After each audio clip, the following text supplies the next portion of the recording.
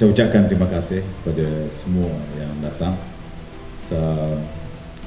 Yang saya fikir ramai daripada kita yang berkongsi bersama-sama apa yang disampaikan oleh Syekh sebentar tadi.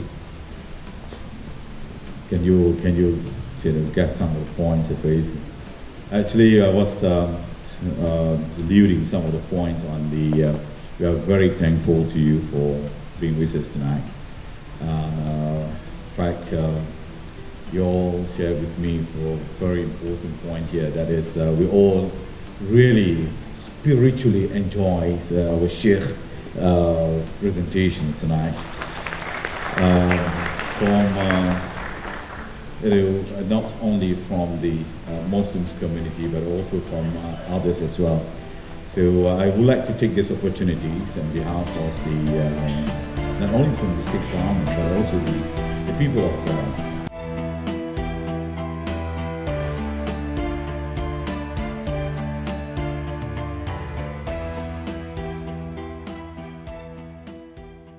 My name is Lo Leong Singh, and I have a question to ask.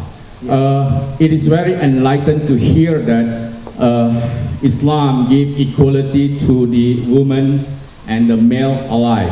One thing that I would like to ask is that, is it make you feel very supreme if, as a believer in Islam, than non-believer in Islam? Thank you. First, I just mentioned, Al-Quran puts, number one, the issue of superiority is trying to say who is better, right? That's what you're superior. Superior means who's better. Well, the question is, who's better in the eyes of who? If you're talking about the Creator, subhanahu wa ta'ala, the Creator of all, well, we don't know that, do we? We are not equipped. We as human beings are not equipped to know who is better. We're not equipped. We are not equipped to judge other people's destinies. In fact, we're not equipped to even judge our own because we don't know our own. Al-Quran stipulates only that the best of you, if you're talking about who's better, are those who positively contribute most. Who knows that in a dimension or in reality? The Creator of all does. Terrorism. I'm not mistaken, it's September 11 it started from there. So you know why it started, how it started, and what is the cause of it, and what is the motive behind it. Right. As what we see what happened during the American Civil War, Russian Civil War, French Revolution, Opium War, Massacre of Ambonia, Black War of Calcutta. I think there are, as you say just now, there are some interest groups who are greedy and for power. So can we know about that? When will this war on terrorism end? Because it looks like it's a very subjective topic. It's not a war on Iraq or war on Iran or whatever it is. It's a war on terrorism. So it's very open, subjective. So when do you think it will end? Thank you. Okay. Yeah, thank you. To be honest with you, so no, I'm just saying that from a field of expertise. It's not my expertise, so I really don't know the answer to all that. But I can tell you from a theological or philosophical point of view that the root cause of violence, as many theologians and philosophers put it, is humiliation. When people feel humiliated, regardless, oftentimes, philosophically speaking, they resort to violence to express or to sort of express their frustration. So what's the root cause of all that? That's my view of the root cause. Now, I'm not saying that this is justification for it. I don't believe there's any justification for violence. But that's part of the root causes for it. As far as the political things that governments here and there in the world do, I don't know their motives. There could be whatever. But theologically speaking, there is no justification for violence, period. So, and that's my area of. First of all, my name is Latin Ridzuan. I am a teacher. First of all, I would like to thank you for a very knowledgeable talk. Thank you. And my question is, from what I know, many educated, well-educated, highly educated Islamic people are involved in this unholy war. Why, in your point of view, why are these people very easily manipulated? Obviously, the word educated is a big word, so I'll have to stop at that to say, you know, who do you mean is educated? When we look at any studies that look at all these violent groups, do not see academics in their ranks, do not see university professors in their ranks, do not see physicians and others. Granted, to say that physicians are educated or engineers are necessarily educated, I always say there's a difference between education and a vocational training. Just because someone has a college degree or a university degree does not make that person necessarily educated. People can still be under their prejudices and limits. It doesn't matter what kind of degree. Education and vocational training to be an engineer or a doctor or a lawyer are two different things. That's why I will beg to say that maybe some of your own great-grandmothers who did not attend Oxford or Harvard or Yale were very much educated. And some of the people who may have a bachelor's degree in one thing or another may be, in fact, uneducated. When you look at the age group that violent organizations target, they're targeting teenagers, not university professors. I have a small question.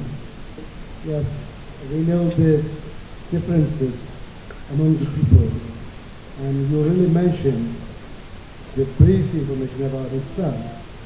What kind of solutions can you offer, Doctor, about these problems? We haven't talked about the solutions yet. All right, that's a big question as well. Well, I don't know everything, so let me just put that out there. That's very important, I think, for me to say. I don't have all the solutions. I can say from a theological, religious point of view, the solution is education. Education, education, education, education, education, education, and even then, more education.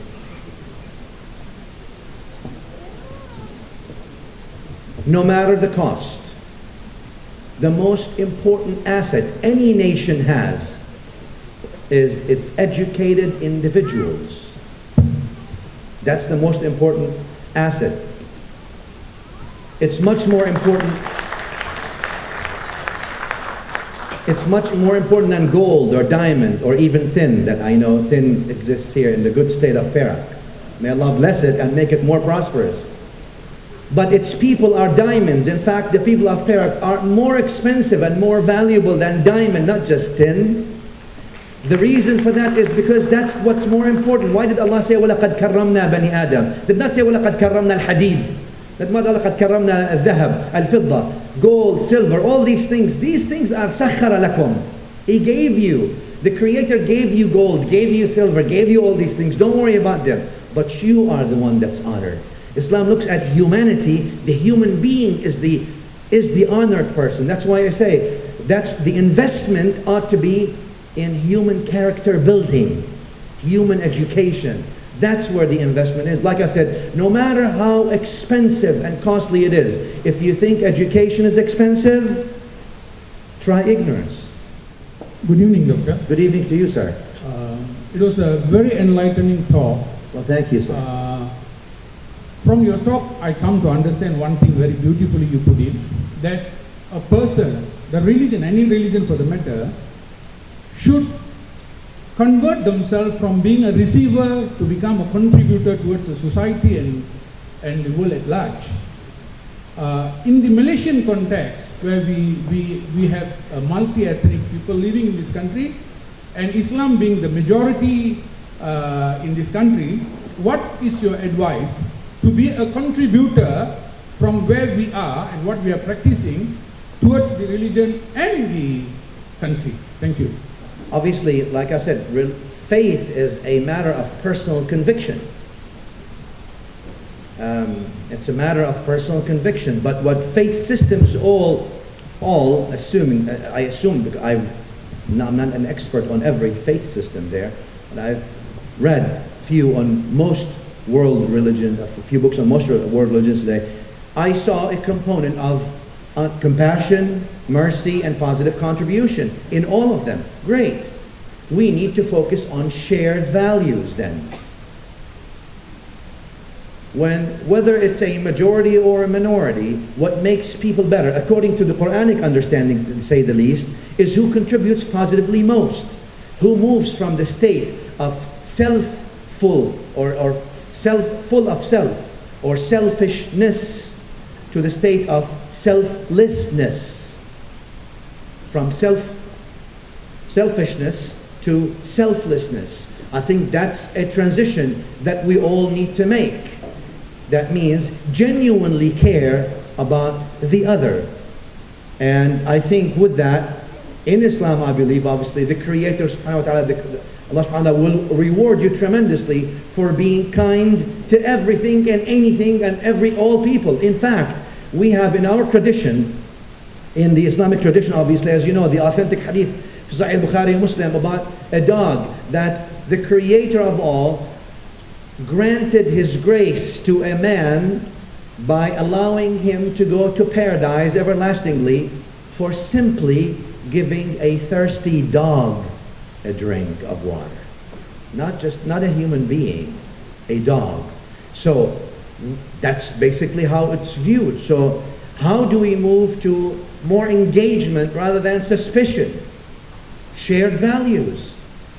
Let's focus on shared values. How can we, I don't have, obviously I've been to, this great country, Malaysia, for a few years now, and I'm, I have a love story with the Malay people. I think the people of Malaysia are great people, good people. I even when I grew up in Syria, before I moved to the United States 30 years ago, we've always sort of looked at the Malay people as, something we have a lot in common with, decency and hospitality and all that stuff. So I think this is, you're in a great nation with lots of deeply rooted human values, being decent, being good, being hospitable, being too nice sometimes, maybe. And I think that's great, right? I mean, seriously, I'm not saying that because I'm here, but I mean, these are things that I personally have experienced. So we can move from this suspicion to, if there is any, to shared values, focus, and positive contribute. And I think we can do the nation here, obviously, in our community, a great favor. It's been very enlightening and energizing talk that you presented Thank you, sir. And we really appreciate it. And especially the statement where we humans have perfected the art of imperfection. Now, having said so much, do you see any light at the end of the tunnel for an end to this violence in the world? I do. I'm very hopeful. And I'm hopeful because of people like your good selves. From different backgrounds and different traditions, coming to talk about this, because we need to have dialogues more than debates, discussions. We need to increase awareness. And I think that the more awareness we increase and the more love we give and the more positive contribution, when we change the message of some of the religious from, like I said, scant charity for others to actually positive contribution, when we can start character building our people, I think, we can get there. And I think there's light at the end of the tunnel, without a doubt. Lots of the violence happens in the world because some powerful people like violence. So some powerless people die because some powerful people have a will or a want. Our job is to bring hope. Yes, there is hope, absolutely. We can change. I can change myself. I can change the surrounding around me. You can do the same thing. She can do the same thing. If we all do these things, if we all give love about others rather than hate, yes, definitely we can change the world.